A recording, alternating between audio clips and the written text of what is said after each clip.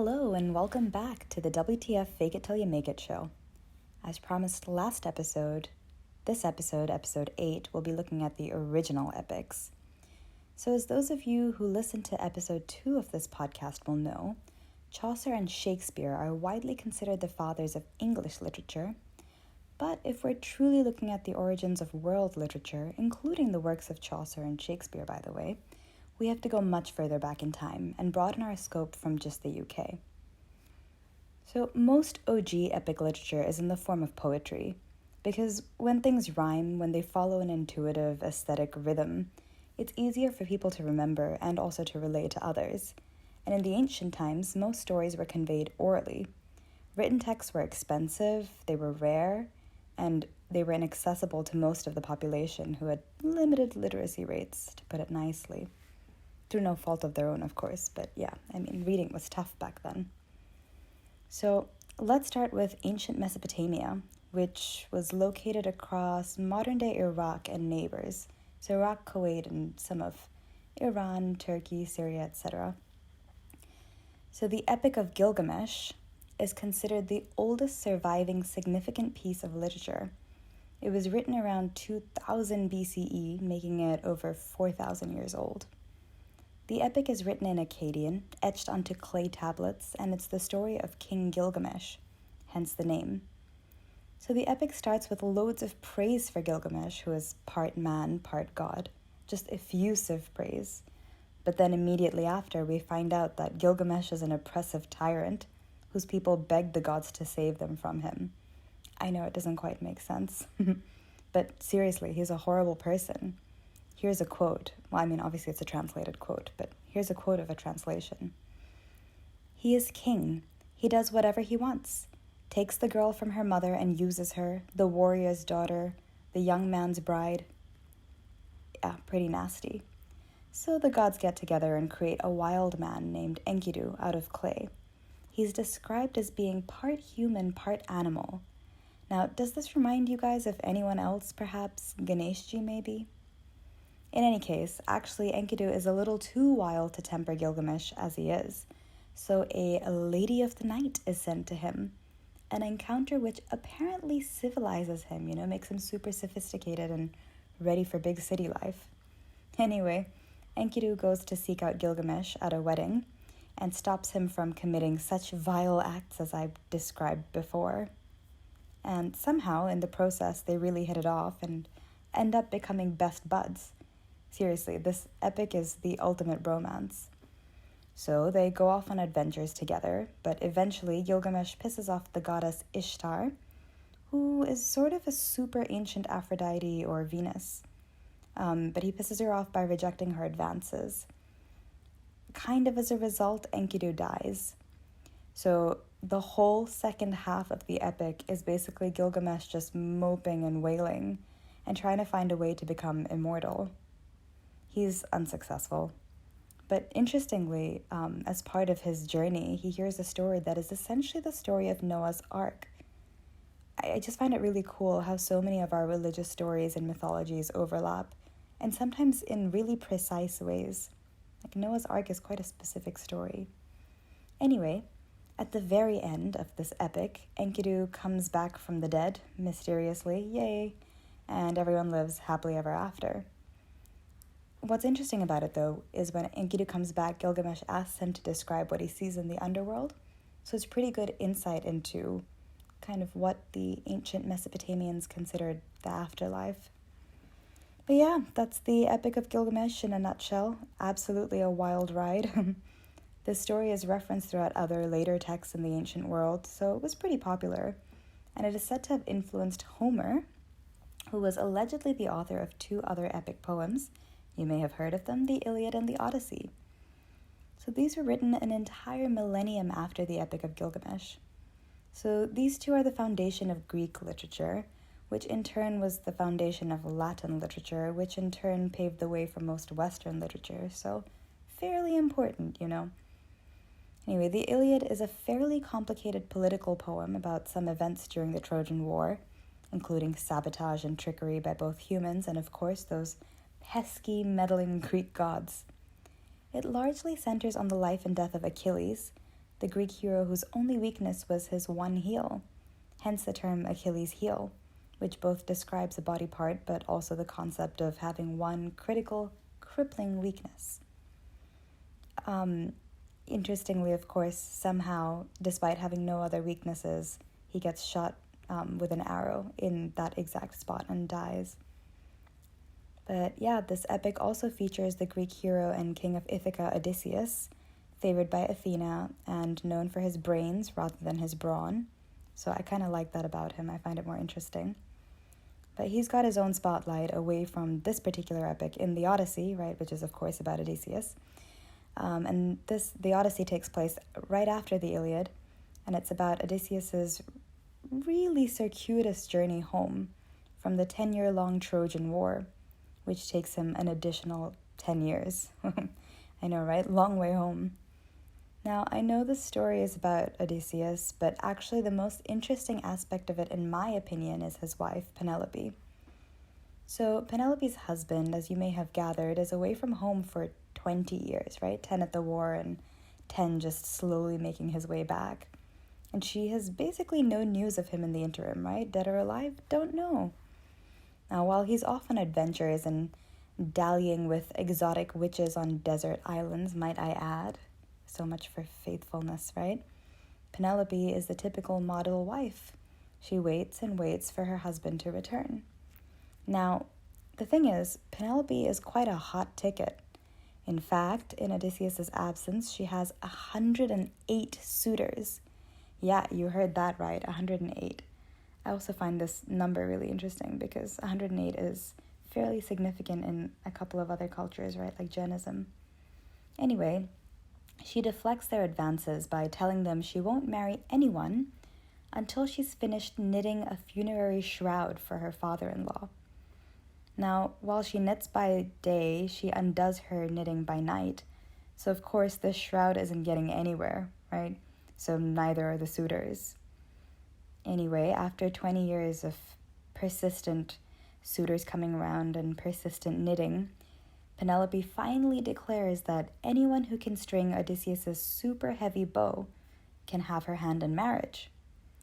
Now, of course, only one person can, and that's Odysseus himself. Actually, that's not strictly right. I think her son can as well. She has a son with Odysseus who obviously doesn't see his dad for 20 years as well, but obviously her son is not vying for her hand, so that's not really a risk here. But yeah, Odysseus is the only one who would be in that competition and who could string this bow. Lucky timing, or rather thanks to meddling gods, Odysseus has just returned to Ithaca, but he's disguised as a slave.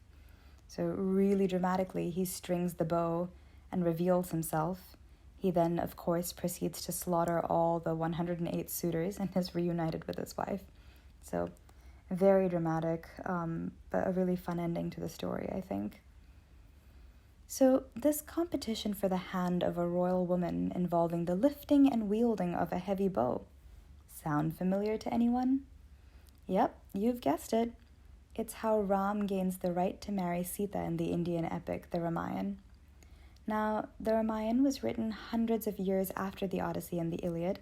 However, the story is much older than its written form. India in particular has a really strong, long-standing oral tradition for storytelling. Actually, beyond just an oral tradition, we have other storytelling methods, right? That's why we've got really complex dance forms like Bharatanatyam, where it's quite specifically built to tell stories. Anyway, whatever form of communication we were using all those years, we didn't write too much stuff down for a very long time. We just kind of preferred to chat each other's ears off and add our own mirch masala since no one had any reference text anyway to dispute anything. Anyhow, the Ramayana is particularly cool because of how the story has morphed and spread across Southeast Asia. It is, for example, as much a part of Thai culture as it is Indian. And there are various versions that are quite regionally specific, so very cool. Most of you listening to this probably know the story, but because I'm particularly fond of it, let's run through it briefly. So, Ram, a prince, wins Sita's hand, but is exiled for 14 years, Sita being a princess, of course. He wins her hand in a competition to do with, yes, stringing and wielding a bow. But he is exiled for 14 years because of his evil, plotting stepmother. Gotta have one of those, right? Lakshman, Ram's brother, is really sweet and very brotherly and decides to join them in their exile. So while Sita is safe in their house in the forest, so long as she stays within a protective boundary, she is one day tricked into crossing that boundary at the behest of the demon Ravan, who has fallen in love with her and wishes to abduct her and marry her. So, of course, as she leaves the boundary, Ravan comes around and he kidnaps her. When Ram and Lakshman find out, they secure the help of allies, including the monkey god Hanuman, to retrieve her, which they do, of course. Ravan is killed in the process. But you know what I have never appreciated about this epic is that although Sita is abducted through no fault of her own, she's required to walk through fire to prove her chastity to Ram. I won't say any more on the topic, but if you know anything about me at all, you'll know where I stand on this issue.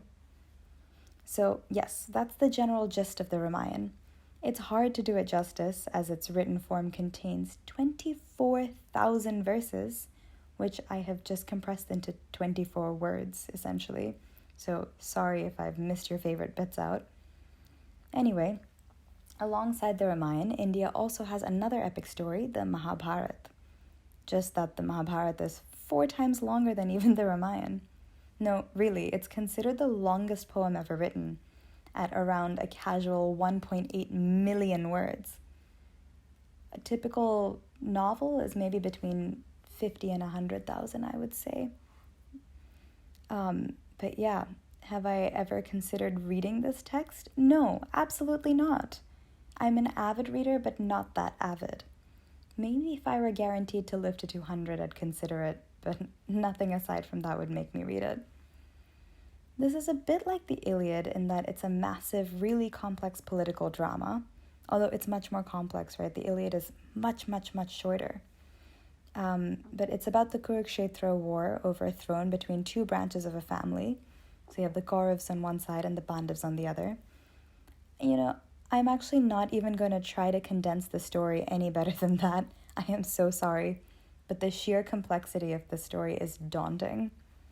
However, lucky for you, it was portrayed in a convenient 94-episode TV show from 1988 to 1990, so you could consider watching that. It's actually really pretty cool. While that show predates me, I actually have so many childhood memories of my parents pulling out the videotapes. Yes, you know, the actual old school videotapes that took up an entire 2 shelves. So they'd pull these out on Sundays and just analyze the plot and themes and characters for hours on end. Like, it somehow never got old. One of my favorite things about this epic is that while it's so common to hear about stories or traditions in which husbands take on multiple wives for whatever reason, the Mahabharata is one of those rare pieces with the inverse. So a wife with 5 husbands. Super interesting. It's actually completely worth watching or reading or retelling, honestly, because the events within this epic are riveting and not at all black or white, right? Everyone's got their side. It's really fun to mull over, or if you'd like, argue over the ethics of it. Actually, this debate is such a national sport in India that there's a fairly new television series which imagines that all the characters have died and gone to heaven, and they each are given the chance to defend their actions and hear each other out and kind of, you know, talk things through as families should do. Although ideally before death, you know, not after. But yeah, I mean, that's the depth to which even minor issues in the Mahabharata are explored. So really worth at least getting the gist of it, which will require some time investment, but you should do it. Anyway, skipping forward a few hundred years and further north to Scandinavia, we have 2 more epic texts, the Prose Edda and the Poetic Edda. These texts contain incredibly detailed stories revolving around Norse mythology, from the creation of the world to more everyday stuff. Really great characters, really interesting. But there are 2 critical terms that you've got to remember when talking about the Eddas, because frankly, they're the best bits. So the first term is kenning, Kenning. Now, a kenning is basically linguistically taking the scenic route to convey a person or a thing. For example, we do this in daily life, right? You can call someone with glasses four eyes instead. Or instead of saying, can you, take that child away, you can say, oh, that ankle biter. I didn't say that very well, but yes, it's basically, replacing a fairly straightforward functional noun with something more descriptive and a little bit more fun. So the Prose Edda in particular is full of these, and they're absolutely amazing. For example, it calls the sea a whale road, or a beard is a chin forest. Head is swapped out for gems like hare's seat, hat's perch, ear bed, helmet land. You get the idea. Like I said, you take a perfectly functional noun and swap it out for something way harder to understand, but when you do, way more fun. It's almost like a riddle. One of my all-time favorites is swapping out the word woman for necklace pole, because, that's what we are. Gotta wonder what those ancient Norse folk were drinking. So I promised you two terms. One was a kenning, and the other is flyting. That's Flyting. So a flyting is a ritual exchange of insults. I know, awesome, right? We need to do this more in everyday life, or at least we need to write about these things more. In the Poetic Edda, there's a section called Lokasena, in which Loki just goes around insulting all the other gods one by one. Literally, that's what he does, this entire portion of the Poetic Edda. How's that for highbrow literature, huh? Here's an example for you. Again, obviously a translation, but really quite a fun one. Be silent, Freya, thou foulest witch, and steeped full sore in sin. In the arms of thy brother, the bright gods caught thee, when Freya her wind set free. Gross. You've got all kinds of things in there. It's very, gross. But I guess fart jokes are eternal, huh? There are so many other epics that I would have loved to get to. The Ulster Cycle, which is an Irish epic featuring many heroic efforts to steal cows. No, really. I don't know why, but it was really, really important back in Ireland, the stealing of cows. The Aeneid, which is the story of a fellow called Aeneas traveling to Italy after the Trojan War. And he is considered an ancestor of the Romans, so the Aeneid is a Roman epic poem. And Beowulf, an Old English poem, which is about the eponymous dragon-slaying hero. Again, really, really a fun read. All of these ancient epics are larger than life, and yet they can be unbelievably crude and base at the same time. As we just saw, gods making fart jokes, right? So it's really interesting. I think it's a myth that reading these ancient texts is somehow very complex or far away from daily life. They're not at all. They're somehow really intuitively accessible in terms of the storyline and sometimes even the language used. I'm talking translations still, but things like kennings, right? Language used, really funny. So why do I in particular love reading or thinking about ancient texts, right? That's part of what I majored in. I majored in classics, and it was an absolute joy. Well, because although these stories come from all over the world, a lot of the themes and even specific stories like the Noah's Ark one I was talking about earlier, they overlap. I see it as evidence that either these stories are all manifestations of some even older story from when humans hadn't spread out across the world yet, or that no matter the context, humans seem to have a lot of the same joys, challenges, and questions. So you've got these themes running through all of these texts, like love, of course, pride, mortality, and actually often resurrection as well, prophecy, the capacity for cruelty, hello Gilgamesh, and also for transformation, hello again Gilgamesh, revenge, epic journeys, there's always a saga, right? Also, it's really fun to then see how even the best modern authors have liberally stolen chunks from these original epics. Kind of makes me feel like a detective when I, catch a theft like that. Really entertaining. Anyway, I hope this podcast was interesting for you because, of course, these stories are super, super interesting to me. And given that, mohaha, I am in control of the content of this podcast, we're going to continue with this kind of overarching cultural story theme. Next episode, we're going to take a look at fairy tales. And no, I don't mean the Disney versions. I mean the actual hardcore original fairy tales. So, thanks for listening, and I will see you next week. Ciao for now.